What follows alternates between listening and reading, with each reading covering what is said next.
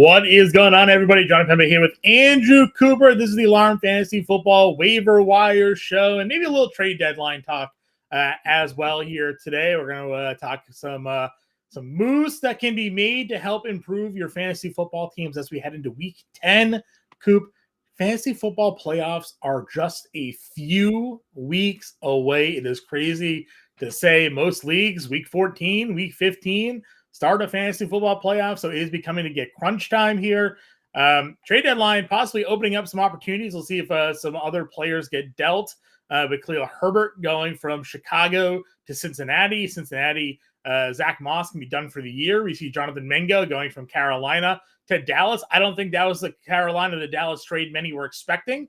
Many thought maybe Chuba Hubbard or Miles Sanders were going to be on the move here today. Still time for that to happen. We just had Marshon Lattimore dealt from the New Orleans Saints to the Washington Commanders. So the Commanders, we pick on their secondary a lot. Maybe not moving forward if they get a healthy Marshon Lattimore there. So we'll talk trade deadline as it comes across. We'll also be here to help you guys out with your waiver wire claims. Coop, buddy, how we doing, man? Doing good, dude. I mean, a lot of moving parts. This is that time of year. And that's why for me, if you check the waiver wire article when that's up, the main one, we're going from yin-yang tight end to just a linear list. Early in the year, we want to, start guys and stash upside. Now we really got to focus on playoffs, like whether you're making them, whether you're not. The thing is, the reality is, if you are one of the top teams, you're fighting for that bye week. That bye week is crucial. If you're on the bubble, you got to treat all these games like playoffs anyway. So we don't really have a lot of time for, playing games with certain positions. Right. If you are crushing it, you can stash. So that's why in these, the 3 waiver articles we always do the main waiver article for guys that we want to add now and for later. We do the streamers article for just this week, and we do the stashes article for down the stretch. So we're going to hit on all that today. Yep. We're going to hit on all your questions, but these articles, I might have to update them throughout the day because sure. I'll tell you, when I woke up this morning, all of a sudden with the trades, right? The Khalil Herbert trade from the Bears to the Bengals and the Jonathan Mingo trade. I mean, that shakes things up. That moves things around. As we've seen, DeAndre Hopkins yesterday took on a big role right away with his new team. Devontae Adams, Amari Cooper, Deontay Johnson. We don't know what these roles could be, but you got to give yourself a shot at upside, right? You do. Especially, again, we'll dive into the waiver wires and pickups. The Khalil Herbert trade, just to kind of talk about it right off the bat here. Obviously he's going to go in and probably be the highest rostered player claimed off waivers going into this week now, assuming he is available. I'm kind of kicking myself because I knew that he was possibly on the chopping block. And last week, I tried to make a decision on either Miles Sanders or Khalil Herbert on who to just pick up and hope and stash and see if maybe they'd be dealt. I went the Sanders route. Herbert's the one that gets dealt. Now I'll have to go into the waiver wire and try to go get him. But I think do you think there's maybe a bit of fool's gold here with Khalil Herbert? Because he's going into a situation now where he's going to at least have to spend a week or two probably learning the system, learning the playbook. And Chase Brown certainly didn't do anything to lose a starting job. So Herbert now going into maybe being just a backup depth safety valve in Cincinnati than like this lead running back that's going to be going out there and getting touches. Maybe he gets a few, maybe he gets some red zone work. But Brown's been the guy there the entire time. He's got the job. He's looked good in that role. So, are you going out there and spending 50% of your fab on a guy that may only get a couple of touches, a handful of snaps a week? I'm not, to be honest. I mean, like this week, especially at running back, was pretty shallow. And, we might as well take a moment here to kind of hit on the running back position as a whole. I can go through it. But the breakdown for Khalil Herbert, and again, I'm willing to stick him on a bench or add him, but I'm not going to spend a ton of money on him because when you listen to what the coach said yesterday, and I believe what Zach Taylor is telling us, he's telling us that, and this was before the trade even went down, He said, we need somebody else to help keep Chase Brown fresh. Yeah. Obviously, they like Chase Brown. They know what the situation is. And Zach Moss is probably out indefinitely, if not for the season. Yeah, they said he's out for the season. Yeah, so they know they need somebody else here. But the reality of the running back position, when you look around, there's really only one team that truly only uses one running back. Kyron Williams plays 86% of the snaps, which is nuts. No other running back plays more than 77% of the snaps on average. That's a guy like Jonathan Taylor. And I'll tell you right now, people out there, we worry about guys like Braylon Allen with Breece Hall, Bijan Robinson, and Tyler Algier. We worry about those splits. Yeah. The truth is, those guys are both top 6 in average snaps. There are so many splits out there. When you look at the Dolphins, when you look at what Jahmyr Gibbs has to deal with David Montgomery and vice versa, like this situation is still perfect for Chase Brown. He's on a good team. He's a good player. And even if he gets 65% of the snaps, right? Let's say Khalil Herbert shows up, learns the playbook, carves out 30 to 35% of the snaps. That still puts him in RB1 territory. I mean, the RB2 overall, he's Alvin Kamara, and Yeah. he plays what 69% of the snaps. In 3 different games this year, Justice Hill has played more snaps than Derrick Henry. And Yeah. Derrick Henry has been incredible. Like, don't worry so much about what the split's going to be. The reality is Chase Brown is the guy. Now, the reason we add Khalil Herbert and try and sneak him on, I'm not going to spend like crazy or use a top priority, is that we're trying to see how high that split can go. Because if Right. it does go to 35 or 40%, now we got a guy. So, for me, And where those touches come matters as well, right? Like if Herbert gets red zone work, it doesn't matter if he's touching 20% of the snaps, if he's getting 5 carries inside the 5, like, or 10, exactly. and there's touchdown upside. Like I said, they didn't have anything didn't really have a backup. They had Travion Williams behind Brown yesterday, but they gave him 27 carries and he had 5 catches as well. Right. So, it's not as if Herbert's coming over here to be a pass catching back either and like kind of help out on third downs where you can be like, okay, he'll play 30%, but they're passing down. So he's going to get catch volume and there's some upside for that. It's not that he's going to be kind of a guy that maybe gets short yardage, maybe red zone, but more likely to spell him. I mean, exactly. giving anybody 27 carries shows a lot of faith in that and, play. And just so you know, 27 carries in your mind, you think, oh, wow, that's probably what he play 100% of the snaps. Chase Brown this week played 80% of the snaps. Yeah. Those other guys still played some. So that's what 80% looks like. That's what's so crazy about Kyron Williams playing 86. You know what I mean? So this guy's going to be just fine. It's just a matter of looking around and saying there are so many teams that are just complete dog water. There are so many teams that have 3-way splits, right? And there are so many teams that have 2-way splits on good teams that I actually don't even mind a 2-way split on a really good team. So that's the question. It's not a question of whether Chase Brown's gonna play enough for you to start him. That's locked in. It's a question of maybe they do just use 2 guys and Herbert moves up, and now we have a guy we can use. So for me, the number one waiver ad, if you're under 50% rostered, is actually technically Jaylen Warren. There's a lot of leagues out there where he's still available. Again, he floats right around 40 or 50%, so he's probably rostered. But if he's out there, grab him. After that, it's got to be Khalil Herbert because there's nothing else out there, John. Yeah. The only other guy, because there weren't a lot of injuries this week, so the only, for running backs at least, the only other guy that actually carved out a role where he played more than 50% was Amir Abdullah. Sure. And it was because of the game script. And here's the thing, they go on bye this week anyway, so he's really not that useful of a player. Right. It's like you don't spend your fab on him. So those are the top ads in general, kind of with a rest of season in mind, that either have a role or could get a role. For this week, Warren's the top streamer versus Washington. Tyler Algier versus New Orleans. Again, 40, 50%. If you have to go deeper, Justice Hill, we could get another one of those negative game scripts against Cincinnati. And then with Herbert being moved, right, I'm worried about how much he'll know and where he'll move up to. But Roschon Johnson and the Bears get New England. And Roschon quietly has like 4 touchdowns this year. He's mixing it a little bit. So if you're kind of in the deeper dredges, it's Roschon. And not much has changed for us in the stashes, John. For stashes, it's still Blake Corum, right? Because of Kyron Williams, right? He plays 86%. If he gets hurt, we've seen Sean McVay do that. When Puka and Cooper Kupp were out, boom, Tutu Atwell, 90% snap share. When they come back, he played like 11 snaps. You know what I mean? So if anything happens, Corum moves up. Trey Benson's in the mix because he might mix snaps with Amari DiMercato. In fact, I bet he would.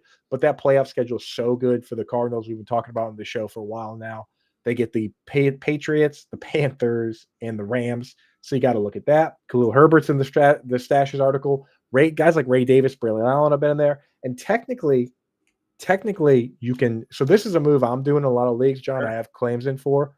Keaton Mitchell is technically still listed as PUP list, so which means even in those leagues where only IR guys can go in an IR spot, he can go in there and they play on Thursday. So you get like a double free look where you can put him in an IR spot or just put him on the bench and on Yahoo or Sleeper, see what if anything happens to Derrick Henry. If nothing happens, you can drop Mitchell. Or, once someone has to be activated, when he gets activated off IR, you can just drop him. So it's kind of a super sneaky free look move. That's what I'm doing at running back. And folks in the chat, thank you for joining us. Drop your questions. We'll definitely hit them today. That's what this show is all about. What do you make of Cam Akers as a possible stash? He played the offensive snaps over Ty Chandler last week, 22% of the offensive snaps. Again, not a large snap share, obviously, but that was a competitive game, against the Colts, and he was operating as the backup running back. Ty Chandler got 0 offensive snaps last week. He played just special teams. Does it look like Akers now, after a couple of weeks of getting back into that system, look like the primary backup to Aaron Jones to you? Yeah, absolutely. And we know Aaron Jones. The entire reason that the Packers moved on from Aaron Jones is not that he's not a talented player. It's that they couldn't trust him to stay healthy. He's not stayed healthy for multiple years now. It's the same thought process behind Trey Benson. James Conner has never played a full season. Aaron Jones has not for a while now. He's had some serious hamstring issues. So, yeah, you absolutely are looking at guys like that and saying, okay, what if this guy goes down? Because we trust that offense now. Yeah. Now, have the Vikings already had their bye? I think they have. Yeah, they did. Yeah. So it's like guys. Yeah, definitely got to be looking at guys like that, and they're scheduled down the stretch here. I mean, yeah, Seattle and Green Bay in the 2 games right there at the end of fantasy playoffs. That Green Bay game, Aaron Jones didn't get his touchdown last time, Right. so could be revenge time this time around. Something to watch there for sure. Can up some of these questions that we got coming in, Coop, and we'll start going over some of the other positions as well. First question that we had come in here was from Josh. Yeah. Is that Lamb and Brown iffy? Would you drop Moss? Well, yeah, Moss is out now. Johnston, Pearsall, Noah Brown. He's got Flowers and Deontay Johnson already in his lineup. QJ came back, had a monster week. First round pick last year obviously had a problem with the dropsies, but that doesn't seem to really be a problem for him this season. Johnson, to me, has a higher upside of those 3. So it depends how far away from. I always ask, how far away from your starting lineup is it? Right? Mm-hmm. Like if you are talking about a guy that you might have to actually start over the next couple of weeks, it probably should be Noah Brown, just because he got the 81% snap share. Like forget the Hail Mary. He got 81% snap share in the Hail Mary game. And then last week he quietly led the team in targets with 6. And this week they get the Giants. So it's really not like he's the safest play. Mm-hmm. Pearsall, I worry that Juwan Jennings is going to come back and take the outside role. He's going to be in the slot. But as John points out, if we're talking about your wide receiver 5 or 6 or 7, where all you care about is upside, Quentin Johnson has higher upside than the rest of those guys. Yeah, no he played 70% of the snaps in his return. So it's not like QJ wasn't out there on the field. I mean, he's basically playing the role he was playing all year. I hear what you're saying on Noah Brown for sure. I think obviously the offenses are kind of similar. I mean, they both want to run the ball a lot. But we've talked a lot about, there's no real wide receiver 1 in Los Angeles. Like, yeah, McConkey has his weeks, but he had his weeks without QJ on the field. There's a good chance that this is just sort of the launching point. As 6'4", ran, he ran a 4.40, 4.5 40 down there. Like he just dropped the ball a lot last year, and that hasn't been a problem for him. Where Noah Brown, Zach Ertz is getting targets. McLaurin's the number 1 guy there. I think QJ is the guy I'm picking up. The thing about QJ is that we've seen these 6'4" guys on paper that are so good, and Alec Pierce on paper 6'4", super fast. DJ Chark 6'4", super fast. So the upside's there, but the floor is bad. That's why. And again, they play. I think the Titans next week, not a great matchup. Obviously, Bengals though super good. Baltimore after that, really good. Right. That's what I'm saying. If you have to actually start the player, I would probably start Noah Brown. But if you don't, then it's Quentin Johnson. All right. Next question we got here: trade Josh Allen for Debo. He's got Purdy already on the bench. I don't really want to trade Josh Allen. It would have to really depend on like what your wide receivers look like, because even Debo's like not 100% healthy. They're getting CMC back maybe this week, maybe next week. He's practicing. We don't know if CMC's gonna be back or not, but I mean, I wouldn't play Purdy over Josh Allen, I don't think, most weeks. So, well, that's the thing, is that in single QB, it's just so hard to trade quarterbacks for anything relevant that I feel like I like the idea, but I would just honestly, and again, you want to do it kind of on the sly because you don't want to like upset the person that has the trade on the table, but shop it around. I was talking to Jim Bowden yesterday on the Sirius XM show, and I asked him, I was like, you were a GM. I was like, how do you handle things when you need a player? And he was like, I talk to every single team.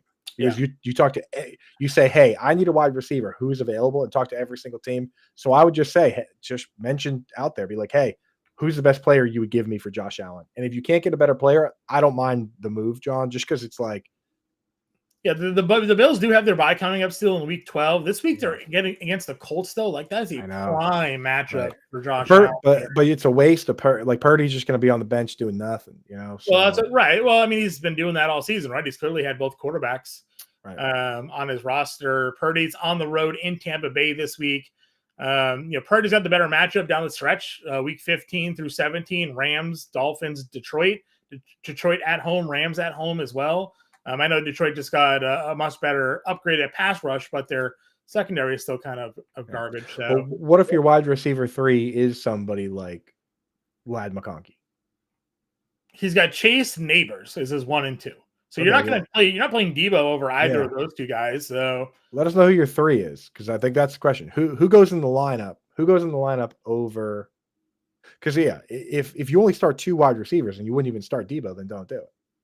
Right. That's it. Like who does Debo go in the lineup over? That's the question of the day. Because at the end of the day, the trade in terms of your lineup is Josh Allen plus player X versus Brock Purdy plus Debo. Yeah. So he just said wide receiver 3 is Cedric Tillman. So it's essentially the lineup swap is Josh Allen and Tillman or Purdy and Debo. Yeah. I mean, that clarifies a little bit more. I would probably lean a little bit more on the trade side than you're going to play Debo. You got Debo, Neighbors, and Chase. All right. See, that's why I'll say this now as a blanket statement for everybody putting questions in. Give us the full picture. Yeah. So we don't have to play through this here. Here it is. Mike Williams to Pittsburgh for a 5th round pick. Finally. Yeah. People have been clamoring for that one. So, yeah. Roman Wilson never claimed that gig. Van Jefferson is better served as the next man up, and Calvin Austin's a slot guy, gadget slot guy, returns kicks, but they needed a field stretcher on the outside and they got it. So I don't know. Not bad. Let's see what else we got going on here. Josh also said he has Romeo Dubs on a bye as part of his wide receiver group there with Johnson, Pearsall. Okay. I like Romeo Dubs a lot, so me too. I'm happy to do that. Rex, a lot of people confuse the Mingo compensation. What do we think of Mingo now in the Dallas? No Dak Prescott. They said today Dak's going to go on IR. He's going to miss 4 weeks. Yes. So that's either Trey Lance, it's like Cooper Rush, and then after a week or two, people are going to be screaming for Trey Lance probably to get an opportunity. So yeah, I mean, to play devil's advocate, because the only arguments out there have been against the trade, right? Sure. To play a devil's advocate, all these teams have their own system for grading prospects. Okay. So you go and you put all the names onto the board or whatever it is, and you have them all graded. Some teams use a number grade. Some teams have like tier 1, tier 2, tier 3. Clearly, the Cowboys had a high grade on Jonathan Mingo to the point where they say to themselves, if Jonathan Mingo were available in the 2025 draft, we would draft him still in the 2nd or 3rd round or the 1st round or whatever the grade they have on this player. Mm-hmm. So to them, 4th round for this guy versus when they look at the prospects out there, they like it, right? And, when it comes to doing these deals, someone else had to at least be in the mix for like a 5th round pick, right? So the way they look at it is they're getting a guy that they probably would have paid that price for anyway. It's just for a lot of other people, they look at it and they compare it to like the Amari Cooper trade. But the other part of the Amari Cooper trade is that you have to factor in the money. Yeah. Right. It's that like teams don't trade. Like when DeAndre Hopkins got traded from the Texans to the Cardinals, everybody complained, but he wasn't going to play unless they made him the highest paid player in football, which they did. So they weren't trading for the player. They're trading for the right to pay that player. Whereas they're getting a guy they really like on a rookie deal. And I'll tell you what, John, if you're betting on NFL teams to have screwed up a player and not used him to his full potential, then you bet on the Panthers. Yeah. That's what the Cowboys are doing. The Cowboys are looking at Tepper and the entire organization, and they are saying, this is a good player on a bad organization. And when he comes to our organization, he's going to be good. That's the bet they're making. Yeah, I like it. I don't disagree with that. I think obviously the situation he's going into isn't set up for him to be immediately successful. So it's going to have a pretty bad outlook, I think, initially on the play. But it'll look bad until next. I mean, if it's going to hit, it'll hit next year. You're going to hit next year, exactly. So He comments on the Herbert trade. We kind of went over that one already. And he's got Jalen Coker, so he feels better with Mingo off the field. So I don't disagree. That's good news. Yeah, good news for Coker, because what we saw this week is they stuck with the veteran David Moore, right? And David Moore is probably going to go to the bench himself when Adam Thielen gets back. They went with David Moore and Xavier Legette, and then they rotated Coker and Mingo. But as we know now, they were shopping Mingo, so they probably wanted to give people a look. It's like, John, when you added Miles Sanders, the game before last, what did Sanders get 7 targets? Yeah, he got on the field, and I was like, all right, that's a little interesting because Herbert was out. They didn't even give him touches, so it's like, all right, could be shopping Sanders. I'll pick him up now and see if he gets moved.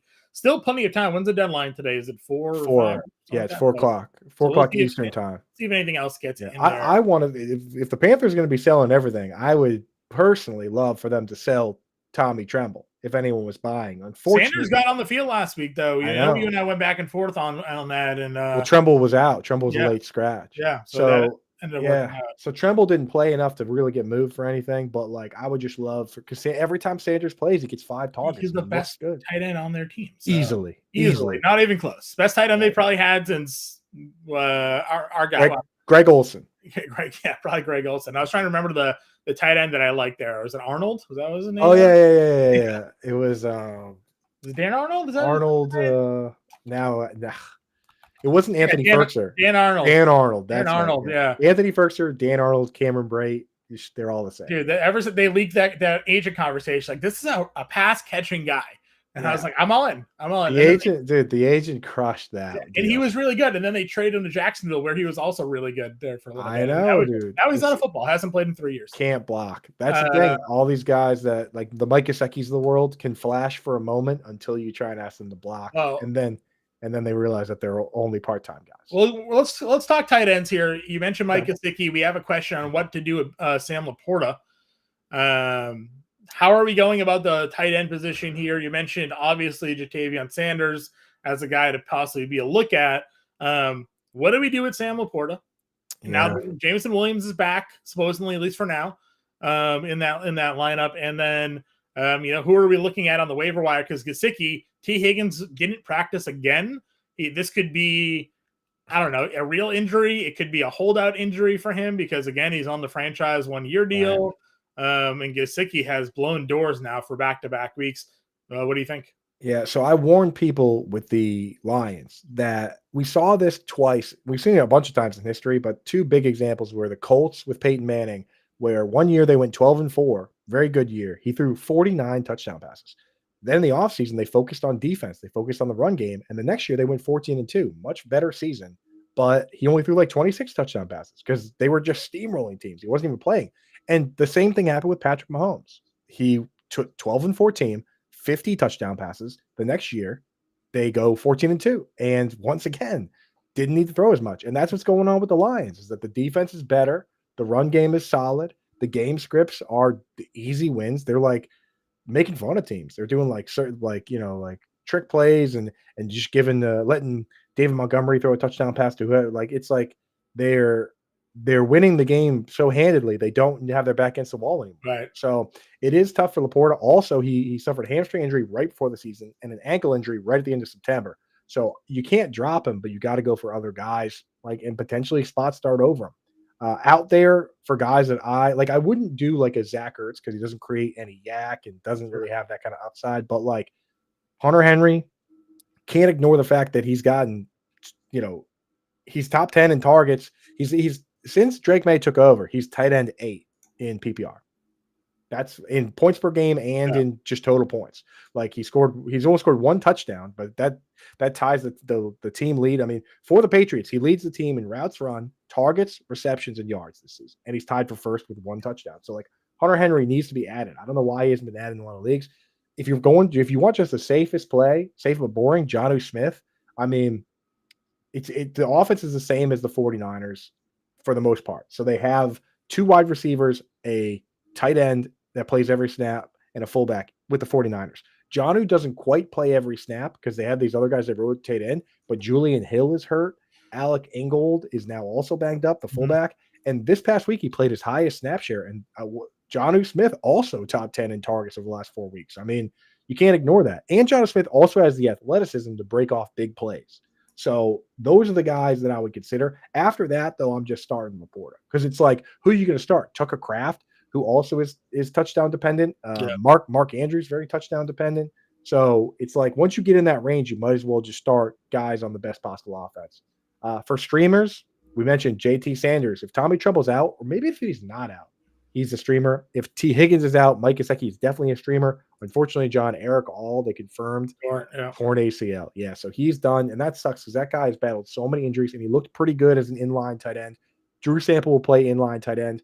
Gesicki will play slot. And if Higgins is out, Yosivas moves outside, really opens up Gesicki. Deeper leagues, the guy like Theo Johnson is getting a little bit more work. Again, they have Wandale and Neighbors and all these guys, but good matchup this week for him.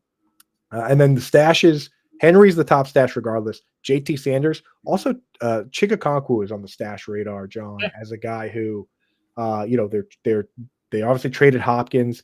The passing schedule down the stretch for that team, the Titans, is nuts. It goes Giant. What is it here? It goes Washington, who's now a little bit better, but the playoff schedule or the game before the playoffs is the Jaguars. Then it goes Bengals, Colts, and Jaguars again.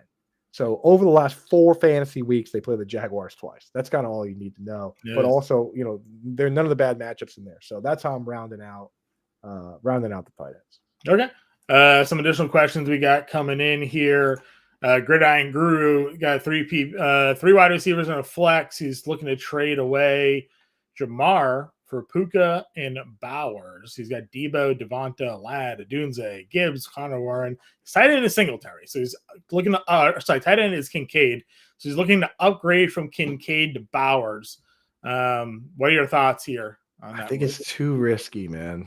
I think it's a little too risky because I think like if you are willing to take big risks, then the trade definitely could pay off in a big way. But Puka is dealing with a knee issue. We didn't really get to see much of him because he got kicked out. Yeah. It's like the guy.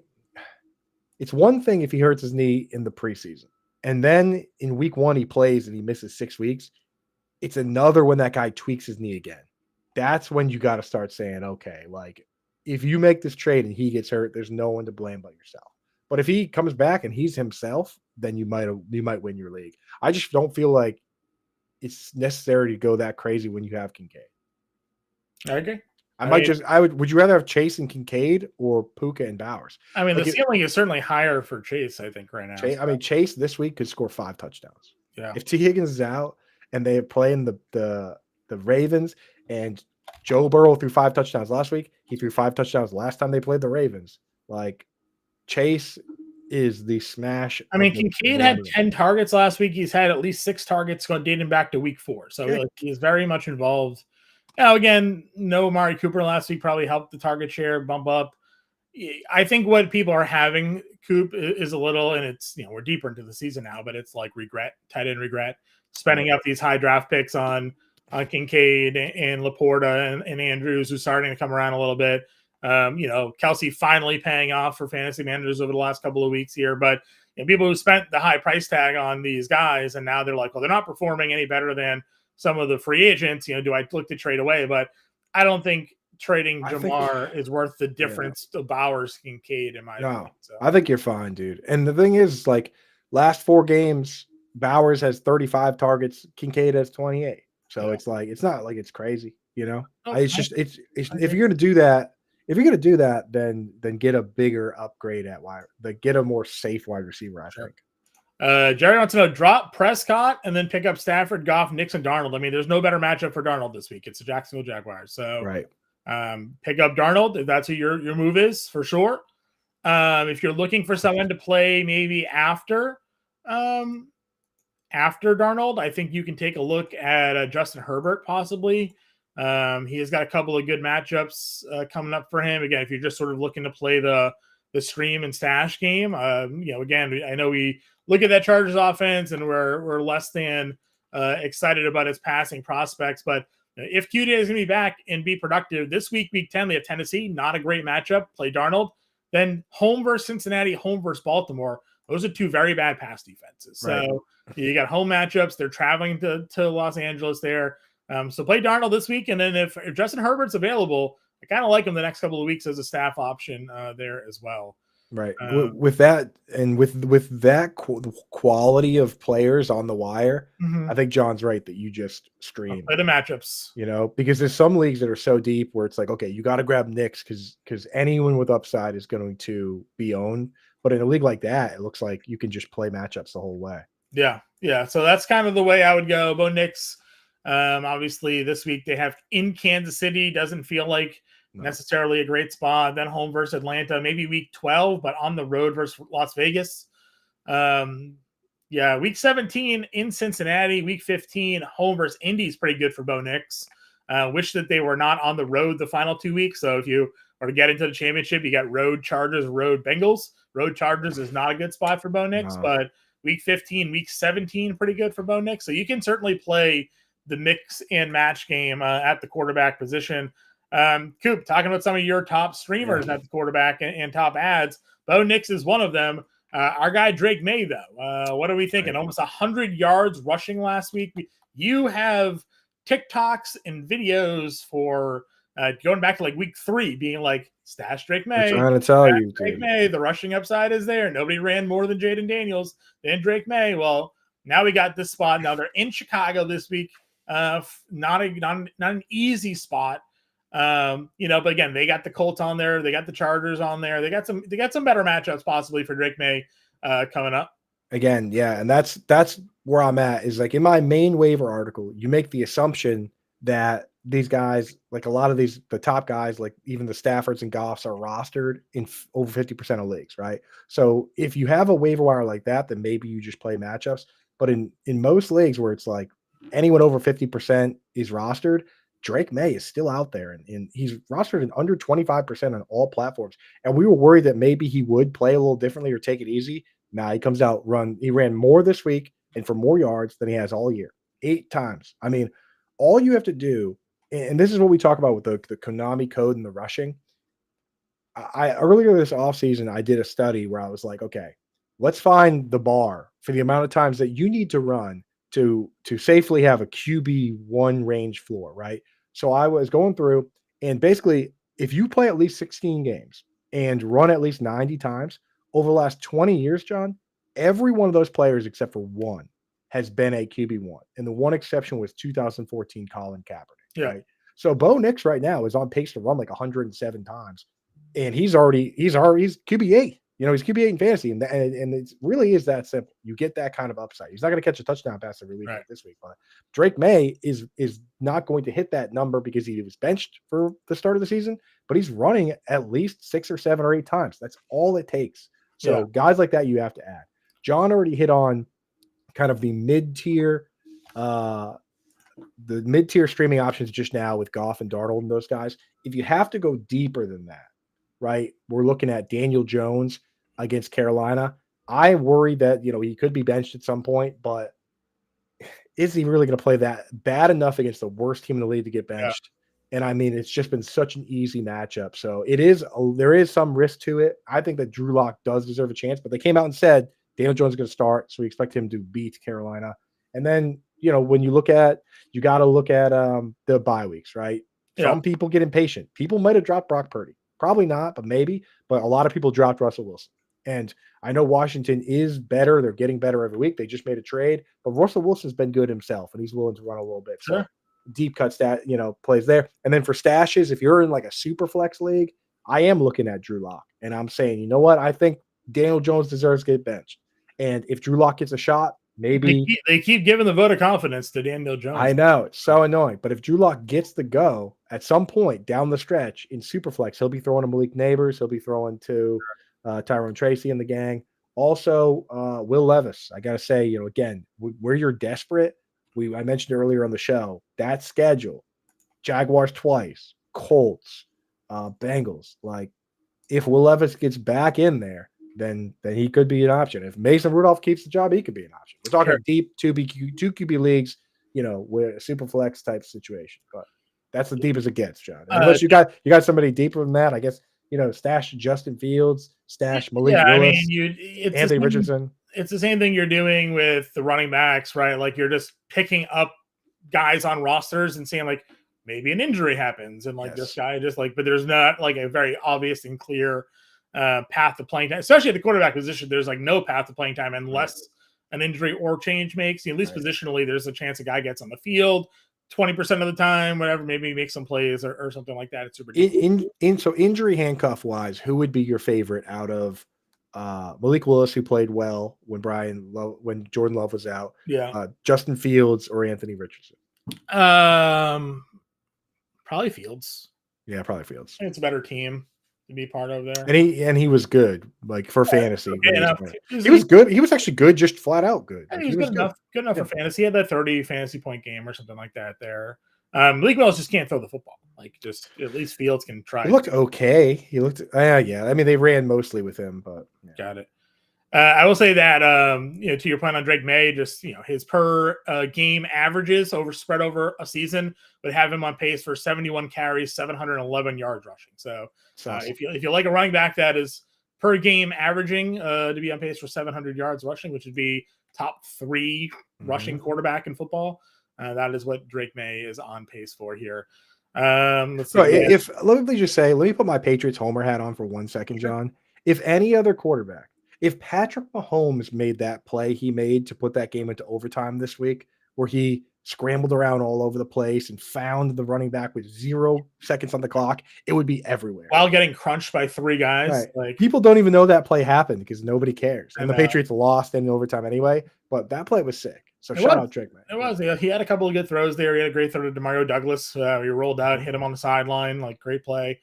But again, it's the Patriots. They don't have Homer hat back off. No wide receivers. We'll take the Homer hats off. Keyshawn Booty. Brian's giving us his wide receivers. You got Tillman or Dunze as well. Mike Williams to the Steelers, says Charlene. I mean, does Mike Williams now become an option for you? I mean, stash. I mean, you're not going to start him this week, and he wasn't doing much with Aaron Rodgers when they didn't have Devontae Adams. Rodgers was on the Pat McAfee show while that trade got announced, so they have a live reaction of him. Yeah, he's probably like, all right. Yeah, he's probably smiling. He was probably want to pull the trigger. So. Yeah, I mean that him falling down on that route with the interception was like the moment that they decided to trade. Agreed.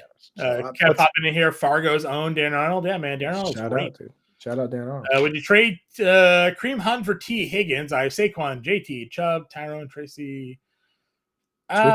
Twitch glasses for the Twitch gang. I don't like to trade for injured players. People are very worried about Isaiah Pacheco coming back. Yeah, and taking Kareem Hunt's value away. Do you think Pacheco missing as much time as he had and with the broken leg that he's going to be playing ahead of Hunt the way Hunt has been playing though? Like, I don't think so. I mean, he was Pacheco before the injury. Pacheco was playing like a crazy snap share, like the third most of any player. They didn't really have anybody behind him. Obviously, like CEH was on IR, Carson Steele, Samaje Perine. Like, didn't have like a back like Kareem Hunt. I think Brad, if you're the thing is like with Saquon, JT, and Tyrone Tracy, like you would be starting Hunt at the flex probably, but you probably want to get Tyrone Tracy in there. I mean, if you're really comfortable with your position, Brad, then I would consider it. Actually, Tracy's an every week starter. I mean, I would even play him over Chubb right now. I don't see a reason to play Nick Chubb at the moment. He's just Tracy rocks. That's what I'm saying. Rocks, like there is the Hunt or Tracy question and the flex in general is already a legitimate question. I mean, obviously, if you can get a better player, but I get what's going on here. Brad's team is probably really good, and that other dude is probably struggling, and T. Higgins isn't helping him. I would try to get something other than T. Higgins. You don't know when T. Higgins is going to come back if T. Higgins comes back. Right. Yeah. And Bengals are, they're not set on him, and he's obviously got his own issues. So yeah, try and do better, but I actually don't mind the idea. Actually, the trade itself is probably fine. I don't trade for hurt players. I know you don't, John. I know, and it served you well. You don't draft them either, and it's worked pretty well for you. Flex option: McLeod, Williams, Noah Brown, Tajay Spears, Bourne, Juju. Are they worth an ad here? Again, Noah Brown of that group probably the guy. What do we think about Olave? Oh, they Cedric Wilson. Start at the flex. I mean, so of that crew, the most startable players right now are Noah Brown, Parker Washington, and Ray McLeod. Now, if this hip pointer keeps Drake London out, Ray McLeod would be the starter for sure against the Saints, who just traded away their top corner. Yeah. You know, but again, that's dependent on that. And I think a lot of those guys are going to be sitting on the wire. So maybe I would probably add Noah Brown, but swap him out for Ray if Drake London's going to be out. But those hip pointers, like I was trying to figure it out. I guess it's like when you get like a very bad bruise to a specific part of your hip that's really painful. But I mean, it is just a bruise at the end of the day. It's just like, it's probably pain. It's like a concussion is a bruise on your brain, Yeah. He's got King Bigsby too, though. So, I'm fine with King Bigsby as your flex. Don't get discouraged because they got blown out by the Philly and he had a tough game yesterday. Oh, he already has Bigsby, Parker, and Coker. Stick with those three, or pick up somebody on the waiver wires. Yeah, then stick with those guys. Sorry, I misread it. I thought those were other options on the wire. Yeah, just start Parker Washington. Will Cade still have a big role when Mike Williams comes back? I would assume so. He did last year in games. Last year in games where Chris Godwin played in the games, but he was dealing with the neck and the knee in the playoffs. Auden was getting 8, 9, 11 targets with Godwin out there, just kind of a hurt Godwin. So with Godwin gone, I see no reason why that would change. And at this point, he's very clearly proven himself. He's playing capable of being that guy. Will be interesting to see what happens next year because Chris Godwin's a free agent. If they just go to Auden as that. That's what I'm saying. And overdrafting tight ends, Cade Otton next year, right? And we said this from the beginning. At the very start, I tweeted out this summer, I said, what's the difference between what Dallas Goedert is and what Cade Otton is? Where it's like there's two good wide receivers. If one of them gets hurt, they're great. Dallas Goedert was incredible earlier this year when the wide receivers were hurt. And now Jonnu Smith is also in that category. If a wide receiver gets hurt from those teams, these guys step up. If everyone's healthy, then they're on the back burner. So it's worked for Auden. Guys like Dallas Goedert and Jonnu Smith have that upside, but they need an injury to get there. Yeah, I agree. Who's the preferred defense this week? Eagles, Rams, Falcons, Lions, Arizona. My two top streaming defenses this week are the Giants against the Carolina Panthers, and the analysis on that is that they're playing the Panthers, and that's it. That game is in Germany, I think. And then the Falcons versus the Saints. The Saints, I can't imagine Chris Olave plays after his second concussion. Rashid Shaheed's already out. Bub Means is also on IR. Kendre Miller's on IR. So Alvin Kamara's he's great, but he's dealing with a bunch of injuries. I think just starting anybody against the Saints is a pretty decent idea.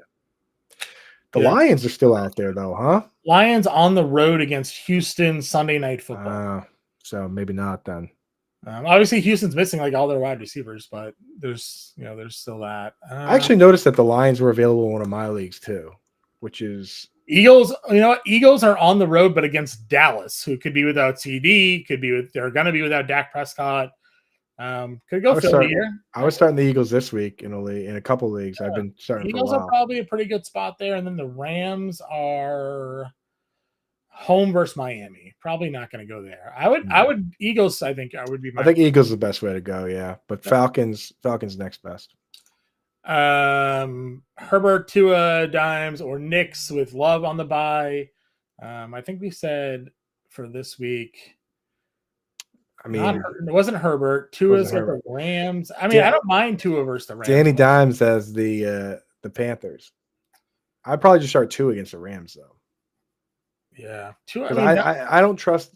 I trust Daniel Jones enough to again, I think there's going to be a Tracy week. Tracy is just going to hammer. And dude, Bryce Young actually looked okay. If the Panthers are beating the Giants in this game, I could see Daniel Jones getting benched. I'm going to go just take a quick gander over on DraftKings Sportsbook here because I bet the over 13.5 carries on Tracy this week, and he had that by halftime.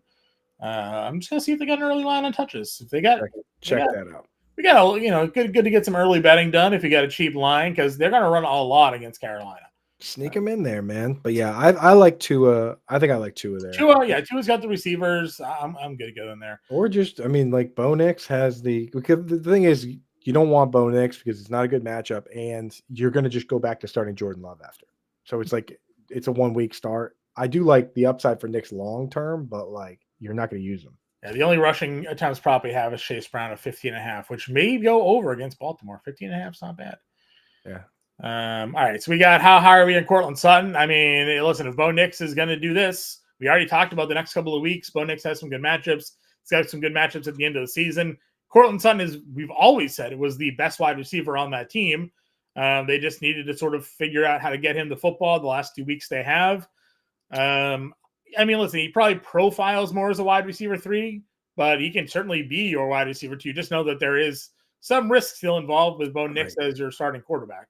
And keep in mind that the last 2 games he played the Panthers, who are terrible, and the Ravens have quietly allowed the most passing yards of any team, like, period. I don't even think it's quiet anymore. I think we've talked enough about it. We've talked enough about it, yeah. I mean, and it's like when he played, because you got to remember, he's going to play Trent McDuffie this week. So just what you should expect from him this week is probably closer to what you got against the Jets, where it's like a couple catches and you're hoping he scores a touchdown versus like, catching. I think the target share is going to be there. Like they're going to be probably playing from behind in this game.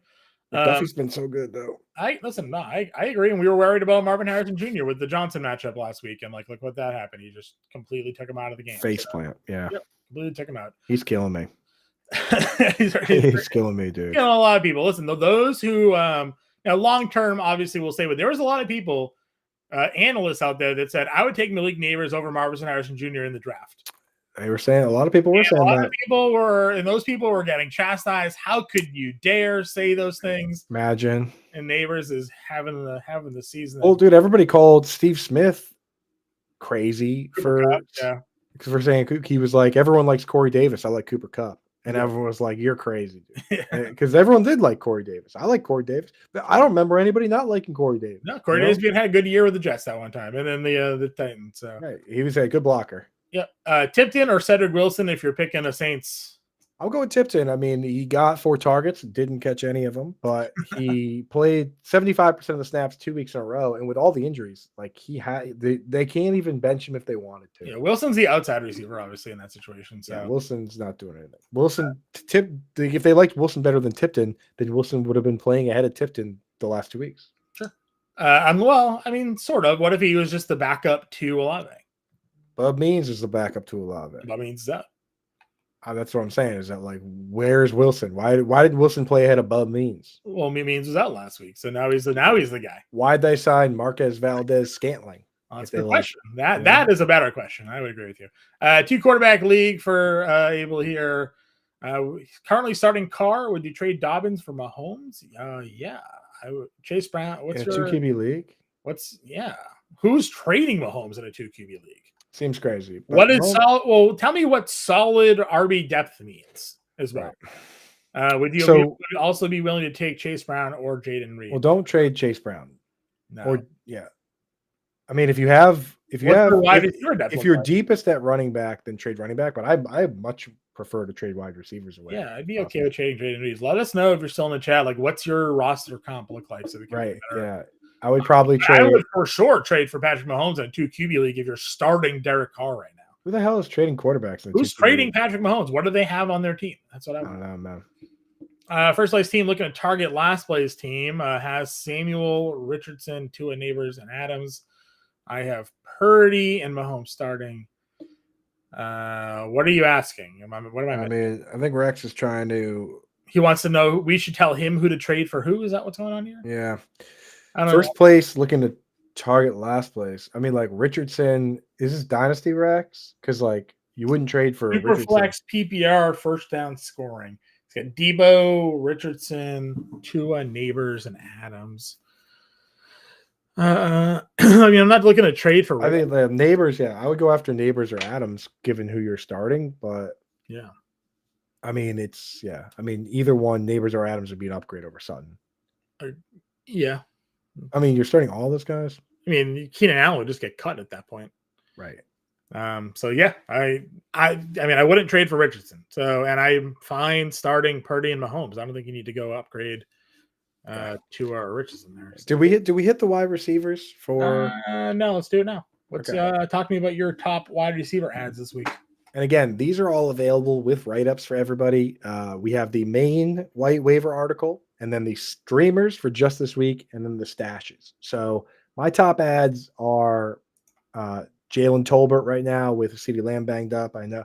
It's Tolbert or Xavier Legette. Pick your poison there, but I actually kind of like Xavier Legette better, just given Bryce Young looked okay, and he's got a kind of a full-time role, and he's a first-round pick. Jalen Tolbert's been around for a while now, but I mean, I just can't see a world where Jalen Tolbert's not highly involved with CeeDee Lamb banged up and Brandon Cooks. It's going to be a backup quarterback, though, so you're going to have to take what you get. Noah Brown, also a guy that I'm looking for, just because we like the Commanders' offense. We like Jaden Daniels.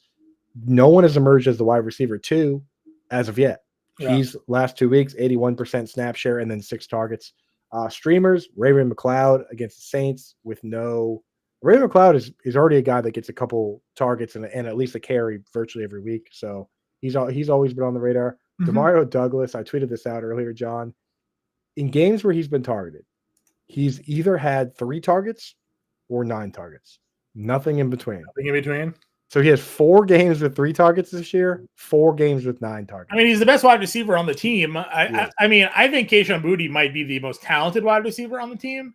I'm hoping it's not. I'm hoping it's Jalen Polk, and he just needs to develop. But as of right now, you might be right, John. I think it's Boutte, honestly. But Demario Douglas is at least the most consistent, given the role he plays as that slot receiver. So people call him a PPR scam or whatever, but I mean, mobile QBs, Justin Fields is a scam. You know what I mean? Taysom Hill is the biggest scam in fantasy. I don't play 2-year format. If you play full PPR, there's no such thing as a PPR scam. There's guys that get a lot of receptions, and that gets them a lot of points. That's Demario Douglas. Okay. Mm-hmm. Noah Brown versus the Giants is also a streaming option. That's why he's kind of towards the top of the waiver options, because it's not only a good player with a good quarterback, but a good matchup.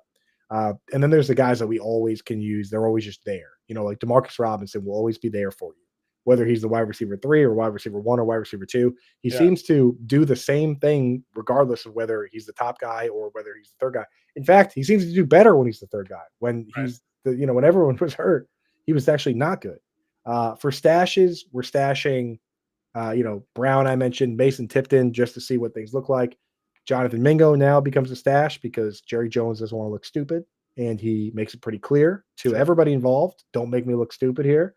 So if the season keeps going south, which it's most certainly going to do, they might shut CeeDee Lamb down, right? It save the investment. Don't have him going out there catching hospital balls from Cooper Rush, and call it a season, Exactly. And then Jalen Coker now, as you pointed out in the chat, guys, he was splitting with Mingo, right? Just I hope the entire industry is so high on him, and it's so fun to say, oh, we're cokeheads, blah blah blah, but which I think is also funny, and I've also said on Twitter. Sure. But the thing with Jalen Coker is that there's people like, oh yeah, he was splitting with Mingo, now he's the guy, but both of them were behind David Moore and Xavier Legette, and Adam Thielen hypothetically is coming back. Hopefully he gets traded today. We have 2 more hours, but it could be Thielen and Legette as the full-time players, at which point David Moore versus Jalen Coker or whatever doesn't really matter. Yeah. We're rooting for the guy because everyone liked his profile in the offseason. He's an undrafted free agent, and he's actually flashed, and all that is fun and it's exciting. And you throw a good nickname on there, and boom, that's how you're going to get Twitter memes from everybody in the world, again, including from me. So just keep that in mind with Jalen Coker, is that part of that excitement is this whole idea of wanting to find a undrafted free agent diamond in the rough, but it could be a complete faceplant. Yeah. Abel popped in his lineup here for the Dobbins for Mahomes trade. Yeah, I'm good doing Dobbins for Mahomes there. Yes. You got Barkley, you have Kamara, you have Brian Robinson, you have Chase Brown. Trade J.K. Dobbins for Patrick. Why is that dude giving you Mahomes in a 2 QB league? Yeah. Is he offering you this trade, or is this you offering the trade, right? Because there's sometimes We get those questions. No, he said that the guy, he already talked to the guy, and the guy would take Chase Brown or Jaden Reed. Yeah, dude. So I would go as far as to say, give that guy, like, if he doesn't want to do the Dobbins trade, give him whatever he wants. Try not to give up Chase Brown, but like, if it has to be Jaden Reed or if it has to be Chase Brown, then maybe, because how big of an upgrade is Mahomes over Derek Carr Big or Kyler Murray? Massive upgrade. Massive. Yes, I would honestly, I agree with Coop. Do whatever you have to do to get that trade done. Yeah. So, because that's just going to help you long term for sure. And like, Chase Brown's been good, but Dobbins has been pretty good too. Alex, would you trade Myers and Jacobs for Kamara? Jacoby Myers has been really good. We talked about it on the Sunday show, Coop. I tried to say. Right. Jacoby Myers' receptions prop on Sunday was 5.5. He had it by halftime. Exactly. Yeah. I mean, yesterday, DeAndre Hopkins was his prop. Had it on one drive. Yeah, 3.5. 3.5. He had in one drive. But the thing is, Jacobs has been pretty good too. He's offering it to him. Yeah, hit that accept button as soon as you can. Yeah, hit that immediately. Get yourself Dobbins for Mahomes. Joey Wright in the house. Well. I see it, Joey. Look what we have here. Good to see you. Things are going well, sir. Yeah. Trey Myers had 8 for 105. Dude, remember last year? Trey Myers was a monster. He's just a good player. He's a good player. Good player. The target share is there for him. Would you trade him and Jacobs for Alvin Kamara, though, the way things are going here? Josh Jacobs. Probably not. Probably not. The Saints are crumbling. Yeah. Like, I love Kamara. I was on Kamara. I'll victory lap Kamara all day long because I said he could be the RB1. The Saints are falling apart. They're falling apart, but that could just lead to more Kamara touches. Right. It's like, it's that catch-22 of like, remember Kamara last year? He was not interested. Like, they were throwing him. If the pass wasn't right on him, he wasn't. He was. They just did give him the contract extension, so maybe he feels. They gave him the contract extension, so maybe. I mean, I don't know. Let me know what your wide receiver depth, I guess, looks like, Alex. Like, if Myers is not starting for you, and it's a straight up, we would trade Jacobs for Kamara right now, wouldn't we? Full PPR. Yes. So if Myers is like your wide receiver 5 or 6 or whatever, like then do it. Yeah. And if it's full PPR, especially. Yeah, Cousins or Baker. I mean, I still go Cousins. Baker's been very impressive with how little he's had to play with here, though. Yeah, Baker, man. Kind of setting your lineup. I guess he's just good, John. I guess Baker's just good all of a sudden. Get him out of a bad Cleveland Brown and Carolina Panther organization. Get him in a winning organization, and maybe good things happen. Sam Darnold played for the Jets, and then he played for the Panthers. Took a 10-minute stop with the 49ers, and now he's good. Who knew? Starting a game on 24 hours notice for Baker Mayfield, leading a game-winning drive, turned his entire career around for the Rams. And that's what I'm saying. That's why with the Cowboys, I know it's the comp. We didn't want them to give up a 4th-round pick, but like, they're betting that the Panthers are a dysfunctional organization. That's a pretty good bet right now. Mm-hmm. Trade Mahomes for Dell. He's got Cousins and Baker already. Dell, at wide receiver, he's got Dubs, Dell, Downs, and McConkey. I think I keep Dell in that situation. I'm fine playing Cousins or Baker on a week-to-week. Cousins is good. Yeah, especially if Mike Evans comes back. I would probably keep that and keep Dell. Nico Collins, they don't even know when Nico Collins is coming back. They made a statement yesterday that they're going to just continue to evaluate the hamstring. So, and hamstring injuries, he can come back and rehurt it right away if it's that bad. So it's been the case for them. I'll keep and tank Dell. Good. Yeah, that's it. Guys, we appreciate you all tuning in. Long Fantasy Football Show will be back tomorrow. I believe it'll be Howard Bender, but if not, it'll be me and Coop. But until then, good luck with your waiver wire claims. Get the articles over in Fantasy Alarm. Go sign up at Fantasy Alarm. Got a 7-day free trial going on. FantasyAlarm.com/win. Start with a 7-day free trial. Use promo code Let's Go to get 50% off your first month. We'll get in the Discord. Get us on Twitter. We'll catch you guys.